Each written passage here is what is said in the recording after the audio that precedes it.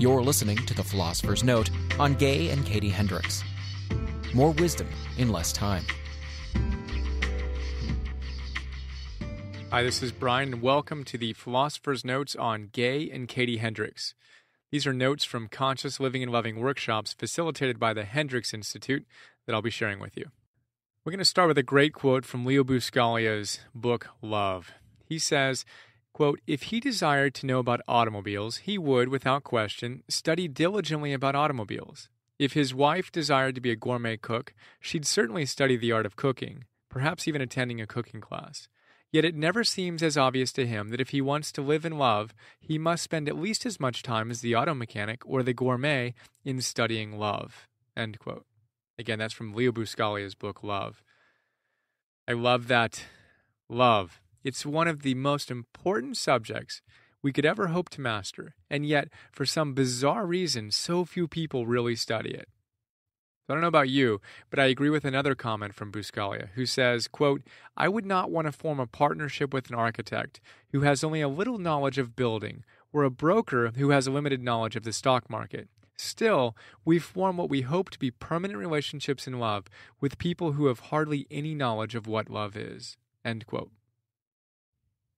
Thankfully, I'm blessed to be with a woman who's as passionate about studying love and life as I am. And I can tell you that we've learned the most on the subject so far from Gay and Katie Hendricks. In addition to being among the world's experts in relationships and conscious living and loving, they're two of the most inspiring people I've met, embodying the ideals they teach more than any couple I've ever seen. Get this, they haven't exchanged a harsh word or criticism in over 10 years. Truly incredible. In this note, we're going to take a quick look at some of the big ideas from two of their workshops that absolutely transformed my life. We'll kick it off with the core of their teachings, appreciation. The first big idea is appreciation, the wonder drug. To appreciate. What a beautiful verb. The dictionary tells us that to appreciate means both to recognize the full worth of something and to rise in value or price. So let's bring that into our relationship. If I appreciate someone, they appreciate in value. I like that math. I think that's kind of cool. It's amazing, actually. Go ahead and give it a shot. Try appreciating someone you love today and see if their worth doesn't grow right before your eyes. The next big idea is 5 to 1, the magic number of love. So John Gottman knows relationships. He can watch a couple interact in his lab and be able to tell you within minutes, and with a stunning accuracy, which couples' relationships will endure and which will dissolve. One of his key factors, the 5 to 1 ratio. To survive, let alone thrive, his research shows that a couple needs to have 5 positive interactions for every 1 negative interaction. Not 1 to 1, 5 to 1. A positive interaction would be something like, "I really love the way you shine when you walk into a room." Or, "When I hear you laugh, I just have to smile. Your laugh is one of my favorite sounds in the world." Those are two of my personal favorites for my love. A negative interaction would be something like, "Why didn't you do what you said you'd do?" Or, "How many times do we have to talk about this?" Those might be two of my other favorites in my less enlightened moments. So one of the key tenets of lasting love and conscious living that we'll be coming back to again and again in this note is the concept of appreciation. Consciously practice appreciating your partner and every other person with whom you want a deeper, more vibrant relationship. Make it a game. See if you can get to 10 to 1. 10 positive interactions and appreciations for every 1 negative or criticism. Then things will start to really take off. Let's practice now. What are 10 things that you appreciate about your love? Could be a spouse, could be a parent, could be a child, could be a colleague, a friend, whatever. What are 10 things that you appreciate about this individual? In the PDF, you'll see that I have a list, actually, where you can write down 10 things. If you're driving, think about it. If you're walking, think about it. If you have a piece of paper, get it out and write 1 through 10. You may want to press pause while you come up with that. And, of course, once you've made one list, you can go ahead and make all kinds of lists. So when you're done with that, go ahead and make another list for a different person in your life. And if you're feeling it, keep on doing it. Cannot hurt. Practice that appreciation muscle. And when you get home or you get somewhere, tell them just how much you appreciate them. Share this with them and watch them appreciate your appreciation and grow in value right before your eyes. And then think about the next big idea, Please don't lean on me. Quote, we aren't responsible for creating all the bad things that happen to us, but we can claim responsibility for the bad things that happen and learn a lot about ourselves by doing so. It all depends on whether you think of responsibility as something you are or as something you do. For us, the only useful way of thinking about responsibility is as something we do. We use an operational definition of responsibility, not a theoretical one. Responsibility is an action you take, not a quality that can be assigned. A judge and jury can assign responsibility to a criminal for an act, but that criminal's life will not begin to change until he or she makes a conscious choice to take responsibility. The key point is this: there is tremendous healing power in taking responsibility for something right now in the present, but no healing value in looking back to the past to blame yourself or anyone else. That quote's from Lasting Love. So taking 100% responsibility in our lives, it's very important. So here's a little exercise we did at the workshop that will help you feel into whether you're taking 100% responsibility in your relationship. All right, so what we did was we stood up and we stood next to our partner, not quite touching. All right, you got that? Now stand next to your partner and gently touch the side of each other's arms. Isn't that nice? All right, now lean into your partner so that you're pushing them over just a little bit. You feel that? Things get a little shaky and strained and effortful, and if you push too hard or soften or move one way when they move another way, one or both of you may fall over. That's kind of like what happens when we don't take 100% responsibility in our relationship. We either take more or less, and things start to get a little unstable. Can you feel that? The lesson is you can touch, but don't lean. Take 100% responsibility. No more, no less. So if you just did this experiment in your mind, actually try it. It's pretty cool to feel it physically and to see all the ways it manifests in your relationship. Okay, the next big idea is drift happens. Are you committed to drifting from your highest self into the same old exhausting patterns of soul-sucking dramas that make life so unpleasant? All right, well, if that's your plan, here's what you need to do. Every chance you get, use one of these 100% guaranteed methods of drifting to get yourself off track. You can blame, you can criticize, you can judge and lecture and ignore, explain, or withdraw. If for some odd reason those don't work, just try these. Control, be sarcastic, procrastinate, watch TV, complain, get overwhelmed, justify, go shopping. Whatever you do, definitely don't breathe. Interrupt, get righteous, space out, or worry. That should do it. Those are all proven ways to get yourself out of being your highest self and into what Gay and Katie call drifting. Seriously, we need to become more and more aware of how we habitually drift into negative patterns that destroy our relationships. It's so important to be able to step outside of the stimulus response cycle we're habituated to and consciously choose to create a new response. How? We need to learn how to shift when we drift, which is the next big idea. Shift happens. Quote, willingness to learn from each moment, as opposed to defending ourselves by stonewalling, explaining, justifying, withdrawing, blaming, is much more important than IQ, family background, or education. The great advantage of openness to learning is that you're in charge of it at all times. You can choose to shift out of defensiveness into genuine curiosity at any moment. End quote. So are you tired of drifting? Me too. Get out of the drift of downward spiraling drama by learning to shift yourself back into ease and flow. How? Try these. First, breathe. It's by far the number one recommended solution by the top metaphysicians around the world. Well, once you've done that, first breath, try breathing again.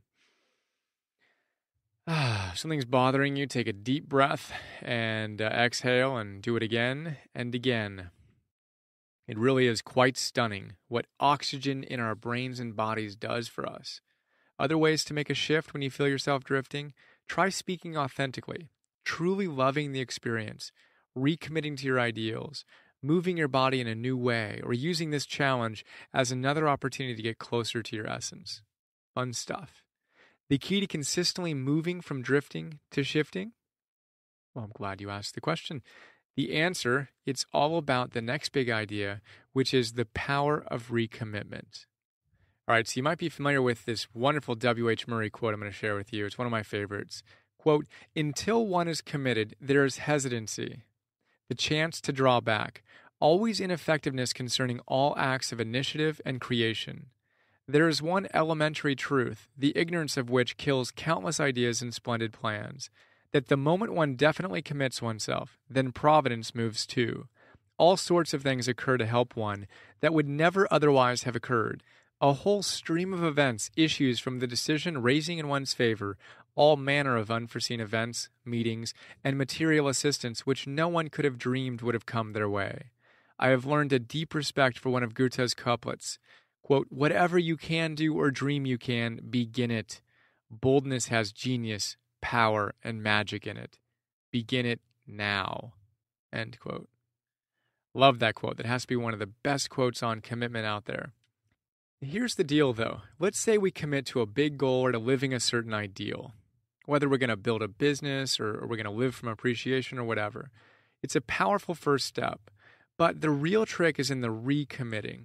It's so easy to get distracted or thwarted or discouraged.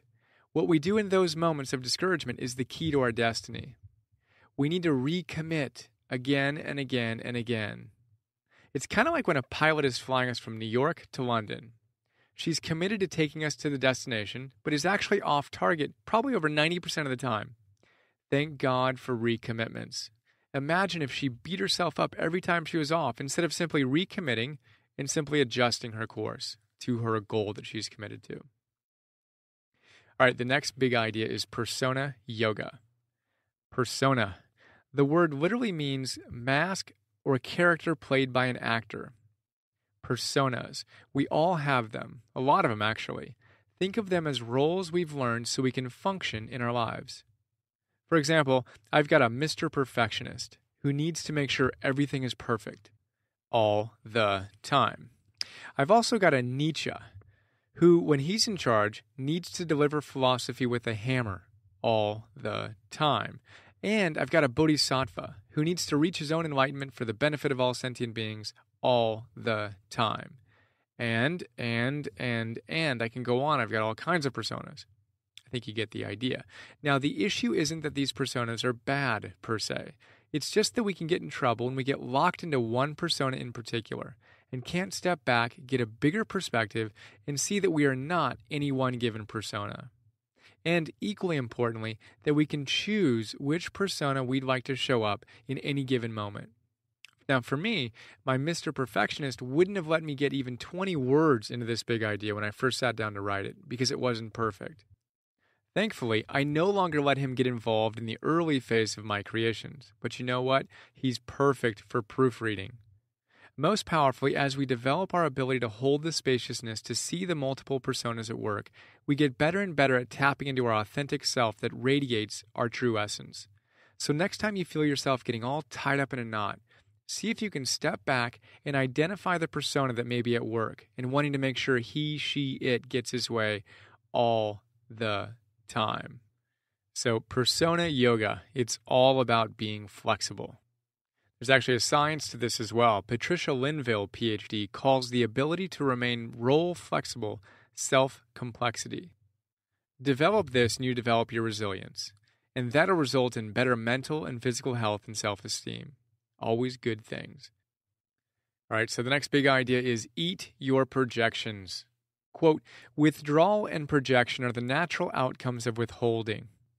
When you withhold, you keep inside yourself things that should be expressed. The very act of hiding these things takes you one step back from the relationship. A result of this withdrawal is that you will begin to project. In other words, you will begin to attribute to other people things that are actually issues of your own. End quote. So if you want to get full real fast, just learn to eat your projections. Let's say you're criticizing someone. Hypothetically, of course. I know neither one of us ever does that. But I'll be the example. In my less enlightened moments, which are still tragically too often, I find myself criticizing my goddess about not doing something she committed to doing. Say meditating, getting up early, or something like that. Now here's the funny thing. When I am doing these things, I never criticize her. It's only when I'm not living my life fully that I give her a hard time. So what I'm doing is projecting my own stuff onto her. And that is not cool. The secret is, whatever we're criticizing someone about has nothing to do with them and everything to do with us. The rule, don't put your projections on other people. Eat 'em. Yum. All right, the next big idea is your relationship acid test. Quote, if you tell the truth at all times, you will have clear relationships with everyone. If you do not, things will get out of control very quickly. To get back into the flow of harmony, all you have to do is look to see where you stop telling the truth to yourself or someone else and fix it by telling the truth. End quote. So if you want to get a quick gauge on the health of your relationship, try this on. Is there something significant going on in your relationship that you've talked to other people about, friends, therapist, family, whoever, that you haven't talked to your partner about? Eek! Gay and Katie literally call this the acid test of a healthy relationship. If you're talking to others about something you're not talking to your partner about, stop doing that. Start practicing honesty today, pure microscopic honesty. If something is bothering you about your partner and you find yourself chatting with people about it and not to your partner, stop. Take a deep breath and communicate your concerns to your partner. That type of honesty and transparency is key. And as they say, honesty is the best aphrodisiac and sleeping pill out there, so get on it. All right, and finally, the last big idea of this note, why will take you straight to 7-Eleven. Gay Hendricks likes to say that why questions will take you straight to 7-Eleven. So if we want to reach enlightenment, we've got to get rid of the why and start asking better questions. In fact, Katie teaches that why questions are processed by a part of your brain that literally encompasses the size of a quarter. That's it. With a why question, we simply don't tap into much of our brain's creative horsepower. How and what questions, on the other hand, they tap into a much more expansive part of our brains and open up a vast amount of creativity and new neural connections. So why aren't you asking better questions? Haha. I mean, how can we ask better questions? All right, that was a whirlwind tour of 5 of the most transformative days of my life, the Conscious Living and Loving workshops. Hope you enjoyed, and you can check out hendricks.com today, and you may want to pick up Conscious Loving or any of their other amazing books to take your love game to the next level. So let's take a quick look at Gay and Katie, as well as some of the other notes I think you'd enjoy, and then some of the quotes on the sidebar, and officially wrap this up. So together, Gay and Katie Hendricks have spent the past 25 years creating a powerfully simple set of tools for individuals in corporate transformation. Their work focuses on empowering people to use their own resources of movement, breath, creativity, presence, and love to manifest transformative choices in their life and work. You can join companies such as AT&T, Motorola, Monsanto, and IBM using the Hendricks' groundbreaking technologies to create new ways of being and performing. And you can learn more at hendricks.com. And if you enjoyed this note, I think you'd really enjoy the philosopher's notes on love, on the power of intention, on Rumi, on loving what is, Ralph Waldo Emerson, and a Joseph Campbell companion. All right, let's look at some of the quotes in the sidebar. We start with Leo Buscaglia from Love. He says, "To love others, you must love yourself. You can only give to others what you have yourself." And Gay and Katie say, "There is tremendous healing power in taking responsibility for something right now in the present, but no healing value in looking back to the past to blame yourself or anyone else." They also say the great advantage of openness to learning is that you're in charge of it at all times. You can choose to shift out of defensiveness into genuine curiosity at any moment. And a quote from Fritz Perls, the founder of Gestalt therapy, he says, "Fear is excitement without the breath." And keep that in mind when you consider saying the absolute truth to your partner. Fear is excitement without the breath. So breathe and turn your fear into excitement. And finally, Gay and Katie say, the choice to experience life as a genuinely powerful person liberates a huge amount of creative energy, and most people are unwilling to enjoy that amount of energy. Thankfully, I know that you're not one of those people, so choose to experience life as a genuinely powerful person and liberate a huge amount of creative energy. And of course, have a wonderful day, and I'll look forward to sharing more with you soon. Thanks.